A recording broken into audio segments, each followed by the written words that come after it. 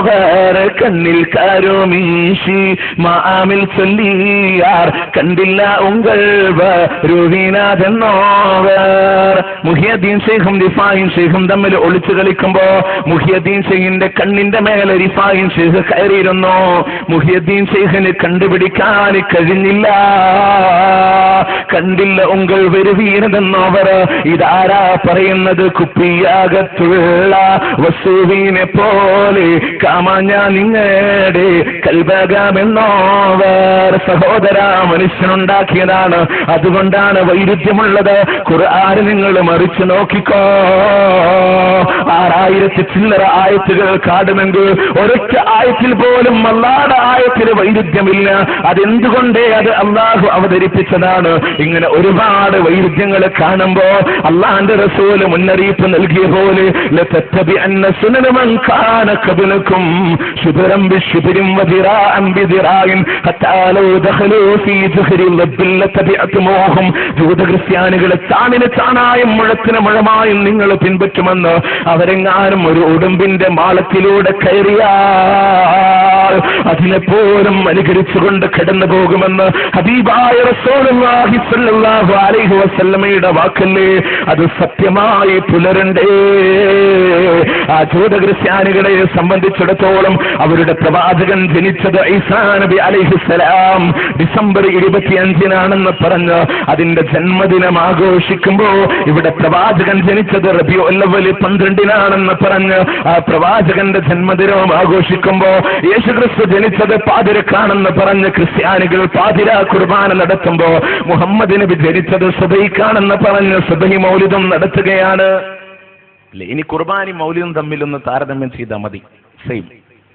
എനിക്ക് കുറച്ചുകൂടെ, ഞാൻ പഠിച്ചത് സ്കൂൾ വിദ്യാഭ്യാസം ഒരു കന്യാസ്ത്രീ മഠത്തിലാണ്. അപ്പൊ അവിടെ ഈ വെള്ളിയാഴ്ച ദിവസം കുർബാന ചൊല്ലും. ഈ കുർബാനയുടെ ഒരു മോഡലുണ്ട്. ഈ മൗലിദ് അങ്ങനെയല്ല. ആദ്യ ഹിക്കായത്ത്, അത് കഴിഞ്ഞ് ബൈത്ത് എന്ന പോലെ തന്നെയാണ്. ഈശോ മിശിഹായ നിന്റെ സന്നിധിയിൽ ഞങ്ങൾ ഏവരെയും നീ ചേർക്കണമേ. അപ്പൊ എല്ലാവരും ആമയൊന്ന് പറയും. അത് കഴിഞ്ഞ് പിന്നെ ബൈത്താണ്. ഈ ലോകം ഒരു നല്ല കുടുംബം, നാമതിലേ മെയ്തിരികൾ, യേശുവിൻ തിരുമൊഴികൾ നമ്മിൽ സ്നേഹമുണർത്തിയിടുന്നു. അല്ലെ, ഇത് കുർബാനയുടെ ഒരു പേരടിയാണ്. ഇത് കുർബാനയാണ്. ഈ കുർബാനയുടെ അതേ പേരടി ആയിട്ടാണ് മൗലിദ് വരുന്നത്. ജൂത ക്രിസ്ത്യാനികളുടെ ആചാരങ്ങളെ ചാണിന് ചാണായും മുഴത്തിന് മുഴവായും പിൻപറ്റുമെന്ന് റസൂല് പറഞ്ഞാൽ അതിൽ സംശയമില്ല. അത് ഖബറാരാധനയുടെ രൂപത്തിലാണെങ്കിലും എല്ലാം ശരി തന്നെയാണ്. ക്രിസ്ത്യാനികൾ, നിങ്ങൾ ആലോചിക്കുക, ഈസാ നബി അലൈഹിസ്സലാം ദൈവത്തിന്റെ പുത്രനാണെന്ന് പറഞ്ഞവർ കൊണ്ട് നടക്കുകയാണ്. സത്യത്തിൽ ആരാ? അള്ളാഹുവിന്റെ പ്രവാചകനാണ്, ഒരു ദൂതനാണ്. ഈസാ നബി വന്നിട്ട് എന്താ പറഞ്ഞു? ഇന്നി അബ്ദുല്ലാ, ഞാൻ അള്ളാഹുടെ അടിമയാണ്. കാലങ്ങൾ കഴിഞ്ഞ് അവരെന്താ പറഞ്ഞു? ദൈവത്തിന്റെ പുത്രനാണെന്ന് പറഞ്ഞു. അവര് ദൈവത്തിന്റെ സ്ഥാനം കൊടുത്തു. മുഹമ്മദ് നബിക്ക് പറ്റിയത് എന്തേ? റബീഉൽ അവ്വൽ മാസത്തിൽ ഓരോ വീടാന്തരം ചൊല്ലിയ ഷറഫുൽ അലാ മൗലിദ്. എന്തേ അവിടെ സംഭവിച്ച്? അതിലൊരു വരിയുണ്ട്. എന്താ? അബ്ദുക്കൽ മിസ്കീനു യർജു ഫളലകൽ ജമ്മൽ വസീറോ. പാപങ്ങളെ പുറത്തു തരുന്ന റസൂലേ, അങ്ങയുടെ ഔദാര്യത്തിന് വേണ്ടി ഇതാ അബ്ദുക്കൽ മിസ്കീനു യർജു, അങ്ങയുടെ പാവപ്പെട്ടതായ അടിമയിത ആഗ്രഹിക്കുന്നു റസൂലേ. അങ്ങയുടെ പാവപ്പെട്ട അടിമ. നാം ആരുടെ അടിമകളാ? ആലോചിക്ക്. നമ്മൾ ആരുടെ അടിമകളാ? അള്ളാഹുടെ അടിമകളാണ്, റസൂലിന്റെ അടിമയല്ല. പക്ഷെ മൗലിദ് ചൊല്ലുന്ന ഒരാൾ അറിയാതെ പറയുന്നു, റസൂലെ അങ്ങയുടെ പാവപ്പെട്ട അടിമ ആഗ്രഹിക്കുന്നു. ഇങ്ങനെ ഒരുപാട് തൗഹീദിന്റെ വൈരുദ്ധ്യമായ ശിർക്കിന്റെ, നിങ്ങൾക്കറിയാം, ഷറഫുൽ മൗലിദിന്റെ ഏറ്റവും അവസാനം ആദരവോടുകൂടെ മർഹബ ചൊല്ലി എഴുന്നേറ്റ് നിന്ന് ചെല്ലുന്നതിൽ നിങ്ങൾക്ക് ആ വരി കാണാൻ സാധിക്കും. അബ്ദുക്കൽ മിസ്കീൻ യർജു ഫളലക്കൽ ജമ്മൽ അഫീർ. അപ്പൊ അതുകൊണ്ട് സഹോദര, അള്ളാഹു അല്ലാത്തവരോട് ചോദിക്കുന്നതുണ്ട്. മൂന്നാമതായിട്ട് മൗലിദിനെ എതിർക്കാനുള്ള കാരണം, ഖുർആനിനും ഹദീസിനും വൈരുദ്ധ്യമായ വിഷയമുണ്ട്. അതെന്താ വിഷയം? സാധാരണ മങ്കുസ് മൗലിദിലും ഷറഫുൽ അനാ മൗലിദിലും കാണുന്ന വിഷയമാണ്. മങ്കുസ് മൗലിദിന്റെ തുടക്കത്തില് وكان في صلب إبراهيم حين ألقي في النار فعاد وصار لهبها مخمدا وسعى به نوح. നൂഹ് നബി അലൈഹിസ്സലാം പ്രവാചകനെ കൊണ്ട് ഇസ്തിആസ നടത്തുകയാണ്, സഹായപേട്ടം നടത്തി. അതുകൊണ്ട് ജലപ്രളയത്തിൽ നിന്ന് രക്ഷപ്പെട്ടു.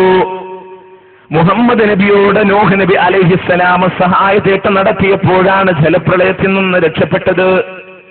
ആലോചിക്കണം, ആദ്യ കാലഘട്ടത്തിൽ വന്ന നൂഹ് നബി അലൈഹിസ്സലാം അവസാനം വരാൻ പോകുന്ന ജനിച്ചിട്ട് പോലും ഇല്ലാത്ത മുഹമ്മദ് നബിയോട് ഇസ്തിആസ് നടത്തിയെന്ന് പറയുമ്പോ, സഹായതേട്ട് നടത്തിയെന്ന് പറയുമ്പോ, മുഹിയുദ്ദീൻ ശൈഖിനെ കുറിച്ച് പറഞ്ഞതാണല്ലോ ബഹ്ജ കിതാബ്. അവിടെ പറയുന്നത് എന്താ?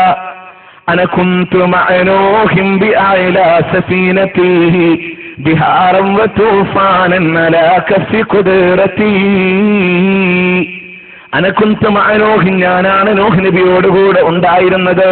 ബിഅഅലാ സഫീനതി, കപ്പലിന്റെ ഏറ്റവും മുകളിലത്തെ നിലയിൽ ഞാനാണ് ഉണ്ടായിരുന്നത് എന്ന് മുഹിയുദ്ദീൻ ശൈഖും.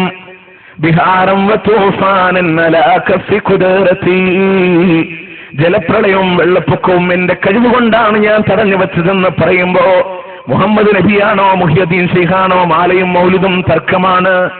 എന്നാൽ ഖുർആനിലേക്ക് മടങ്ങിക്കോ. 23-ാം അധ്യായം സൂറത്ത് മുഅ്മിനൂനിന്റെ 26, 27, 28 ആയത്തൊന്ന് പഠിച്ചോ. നൂഹ് നബി അലൈഹിസ്സലാം തേടുന്നതാരോടാ? ഖാല റബ്ബിൻസുർനി ബിമാ കസബൂൻ, നാദാ ഇവർ കളവാക്കുന്നതിൽ നിന്ന് എന്നെ സഹായിക്കണേ റബ്ബേ. فأوحينا إليه أن اصنع الفلك بأعيننا ووحينا فإذا جاء أمرنا وفارت النور فاسلك فيها من كل زوجين اثنين وأهلك إلا من سبق عليه القول منهم ولا تخاطبني في الذين ظلموا وإنهم مغرقون. അല്ലാഹു പറയുന്നു, നോഹേ നിനക്ക് വഹി നൽകാം, കപ്പലുണ്ടാക്കിക്കോ. അടുപ്പുകൾ പോലും പൊട്ടിയൊലിക്കുന്ന രംഗം വരുമ്പോ ഈ 2 ഇണകളെ വീതം കപ്പലിൽ കയറ്റിക്കോ. അക്രമികളായ ആളുകളെ കയറ്റണ്ട, അവര് മുങ്ങി മരിക്കുക തന്നെ ചെയ്യുമെന്ന്. നീയും നിന്റെ ആളുകളും കപ്പലിൽ ചൊവ്വായി കഴിയുമ്പോ, നേരെ നിന്ന് കഴിഞ്ഞാൽ ഫഖുല്ലപ്പോൾ നീ പറയേണ്ടതെന്താ? അൽഹംദുലില്ലാഹ്, അല്ലാഹുവിനാണ് സർവസ്തുതികളും. അല്ലദീ, എങ്ങനെയുള്ള റബ്ബാ, നജ്ജാനാ മിനൽ ഖൗമിൽ ളാലിമീൻ, അക്രമികളായ ജനങ്ങളിൽ നിന്ന് ഞങ്ങളെ രക്ഷപ്പെടുത്തിയ അല്ലാഹുവിന്. രക്ഷപ്പെടുത്തിയത് അല്ലാഹു, സഹായം ചോദിച്ചത് അല്ലാഹുവിനോട് അല്ലേ? അപ്പൊ എവിടെയാ നിങ്ങൾക്ക് തർക്കങ്ങൾക്കുള്ള പരിഹാരം? ഖുർആനിൽ. രണ്ടാമത്തെ വിഷയം, ഇബ്രാഹിം നബി അലൈഹിസ്സലാമിനെ നമ്രൂദിന്റെ തീക്കുണ്ടാരത്തിലേക്ക് എറിയപ്പെട്ടപ്പോൾ വകാന ഫീ സിൽബി ഇബ്രാഹിം ഹീന ഉൽഖിയ ഫിന്നാരി ഫആദ വസാറ ലഹ്ബുഹാ മുഹമ്മദാ, ഇബ്രാഹിം നബിയുടെ മുതുകത്ത് മുഹമ്മദ് നബി ഉണ്ടായിരുന്നു, അതുകൊണ്ടാണ് ലഹ്ബുഹാ മുഹമ്മദ, അതിന്റെ ജ്വാല അണഞ്ഞു പോയത്. ഇതും ബഹ്ജ കിതാബ് വിട്ടില്ല മുഹിയുദ്ദീൻ ശൈഖിനെ കുറിച്ച്. അദ്ദേഹം പറഞ്ഞു, കുൻതു മാ ഇബ്രാഹിമ മുൽകം ബിനാരിഹി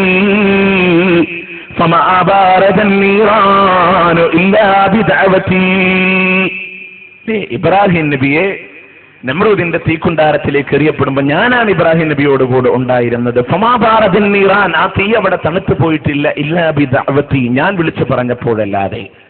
തർക്കം വേണ്ട, ഖുർആൻ സ്വീകരിക്കാം. ഖുല്ലാ യാ നാറു കൂനി ബർദൻ വസലാമൻ അലാ ഇബ്രാഹിം, അല്ലാഹുവാണ് പറയുന്നത്, ഞാനാണ് പറഞ്ഞത് തീയിനോട്, തീയേ ഇബ്രാഹിം നബിയുടെ മേലെ തണുപ്പും രക്ഷയും ആകണമെന്ന് ഞാനാണ് പറഞ്ഞത്.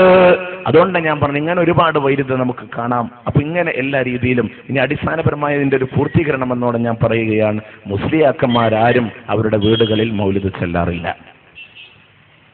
ഉണ്ടോ? നിങ്ങൾ ചോദിക്കും, നിങ്ങളുടെ പള്ളിയിലുള്ള മുസ്ലിയാര് റമദാൻ മാസത്തിലോ റബിയുൽ അവ്വൽ മാസത്തിലോ ലീവ് എടുത്ത് നാട്ടിൽ പോവാറുണ്ടോ? അല്ലാത്ത മാസം ഒരുപക്ഷെ ലീവ് കൂടിയതിന്റെ പേരിൽ കമ്മിറ്റിയുമായി ഫൈറ്റ് ഉണ്ടാവും. ഈ മാസം അവർ ലീവ് എടുക്കാറില്ല. എന്റെ സ്വന്തം വീട്ടിൽ മൗലിദ് വേണ്ടേ? രണ്ടാമത്തെ ഒരു വിഷയനോട് ആഡ് ചെയ്ത് പഠിക്കാൻ വേണ്ടി ഞാൻ പറയാ, മുസ്ലിംമാരുടെ കയ്യിലോ കൈത്തണ്ടയിലോ ചരടുണ്ടാവില്ല. മന്ത്രിച്ചൂതി കെട്ടിക്കൊടുക്കുന്ന ചരട് ഏതെങ്കിലും മുസ്ലിയാരുടെ കയ്യിൽ നിങ്ങൾ കണ്ടേക്കണോ? ഞാൻ ചോദിക്കുന്നത് നിഷ്പക്ഷമായി ചിന്തിക്കാൻ വേണ്ടി. മുസ്ലിംമാര് കെട്ടിക്കൊടുക്കും, അവരാരും കെട്ടലില്ല. മുസ്ലിംമാര് മൗലിദ് ചൊല്ലിക്കൊടുക്കും, അവരുടെ വീട്ടിൽ ചെല്ലാറില്ല. തനി കള്ള് ഷാപ്പുകാരെ പോലെ. കള്ള് ഷാപ്പുകാര് കള്ള് കൊടുക്കും, അവര് കുടിക്കലില്ല. അതാണ് അതിന്റെ യാഥാർത്ഥ്യം. ഇനി ഒരു കാര്യം കൂടെ, സുന്നത്താന്ന് പറഞ്ഞിട്ടല്ലേ നിങ്ങളുടെ വീട്ടിലേക്ക് മുസ്ലിയാരെ മൗലിദ് ചെല്ലാൻ വേണ്ടി വിളിക്കുക.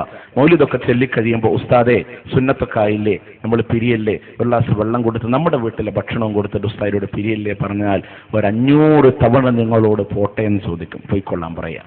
പിറ്റേ ദിവസം വീണ്ടും പറയും, ഉസ്താദെ എനിക്ക് ഇന്നലത്തെ പോലത്തെ ഒരു സുന്നത്ത് ഇന്നും വേണം. ഉസ്താദ് പറയും, നീ പോയിക്കോ, എനിക്ക് എന്റെ പണിയുണ്ട് ചെല്ലി അല്ലേ. എന്തുകൊണ്ട് ഈ കൈമടക്ക് എന്ന് പറഞ്ഞൊരു വിഷയമുണ്ട് അല്ലേ? കൈമടക്കി കൊടുക്കണം. ഈ കൈമടക്ക് കൊടുക്കുന്നത് കൈ മടക്കി കൊടുക്കുകയായിരുന്നെങ്കിൽ ഈ സമൂഹം എന്നേ രക്ഷപ്പെടുമായിരുന്നു. അപ്പൊ ഇങ്ങനെയുള്ള ഒരുപാട് സംഭവങ്ങൾ കടന്നു വന്നത് കൊണ്ടാണ്.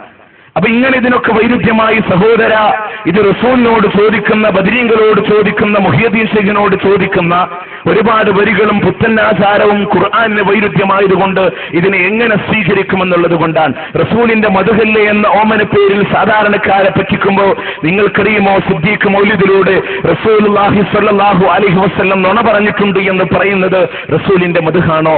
മുഹിയുദ്ദീൻ ശൈഖ് റഹ്മത്തുള്ളാഹി അലൈഹി രാത്രിയിൽ 40 തവണ ജനാബത്ത് കുളിക്കാറുള്ള വ്യക്തിയാണ് എന്ന് പറയുന്നത് അദ്ദേഹത്തിന്റെ മദ്ഹാണോ? ഞങ്ങൾക്ക് മനസ്സിലായിട്ടില്ല. ഇതൊന്ന് പഠിക്കാനും ചിന്തിക്കാനും ആലോചിക്കാനും നിങ്ങൾ തയ്യാറാകണേ എന്ന് മാത്രമാണ് ഇതുമായി ബന്ധപ്പെട്ട് പറയാനുള്ളത്. അള്ളാഹു അല്ലാത്തവരോട് ഇങ്ങനെ മാലമൗലിദുകളിലൂടെ തേടുമ്പോൾ അവർക്കത് കേൾക്കാനുള്ള കഴിവില്ല. അതിനും പരിശുദ്ധ ഖുർആനാണ് തെളിവ്. പരിശുദ്ധ ഖുർആനിന്റെ 35-ാം അധ്യായം സൂറത്ത് ഫാത്തിറിന്റെ 14-ാമത്തെ സൂക്തം, ഇൻ തദഊഹും ലാ യസ്മഊ ദുആഅക്കും വലൗ സമിഊ മസ്തജാബൂ ലക്കും. നിങ്ങൾ അവരോട് തേടിയാൽ നിങ്ങളുടെ പ്രാർത്ഥനകളെ അവർ കേൾക്കില്ല. ഇനി അവർ കേൾക്കുമെന്ന് സങ്കല്പിച്ചാൽ തന്നെ മസ്തജാബൂലക്കും, നിങ്ങൾക്ക് ഉത്തരം നൽകാൻ അവരെ കൊണ്ട് കഴിയില്ല. ഇത് ഖുർആൻ പറയുമ്പോ ഒന്നുകൂടെ അന്നം തിന്നുന്ന ബുദ്ധിയുള്ളവരെ മനസ്സിലാക്കാൻ കഴിയുന്ന രീതിയിലൂടെ ലളിതമായിക്കൊണ്ട് പരിശുദ്ധ ഖുർആനിന്റെ അധ്യാപനത്തിൽ അതേ അധ്യായത്തിന്റെ 19 മുതൽ 22 കൂടിയ ആയത്തിൽ അല്ലാഹു തആല പറയുന്നു, വമാ യസ്തവിൽ അഅമാ വൽ ബസീർ, കണ്ണ് കാണുന്നവനും കാണാത്തവനും സമമല്ല. വലല്ലുലുമാത്ത് വലന്നൂർ, ഇരുട്ടും വെളിച്ചവും എന്നുള്ളതും സമമല്ല. വലല്ലില്ലു വലൽ ഹറൂർ, വെയിലും തണലും എന്നുള്ളതും സമമല്ല. വമാ യസ്തവിൽ അഹ്യാഉ വലൽ അംവാത്ത്, ജീവിച്ചിരിക്കുന്നവരും മരിച്ചു പോയവരും സമമല്ല.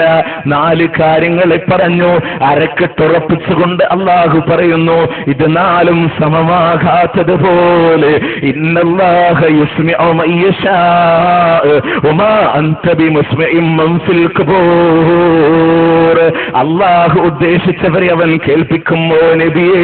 താങ്കൾക്ക് ഖബറിലുള്ളവരെ കേൾപ്പിക്കാൻ കഴിയില്ല റസൂലേ എന്ന് അല്ലാഹു തആല പറയുമ്പോ സംശയം തീർന്നില്ലേ? നോക്കിക്കോ, സൂറത്ത് റൂമിന്റെ 52-ാമത്തെ ആയത്ത്, 5-ാം അധ്യായം സൂറത്ത് മാഇദയുടെ 116-ാമത്തെ ആയത്ത്.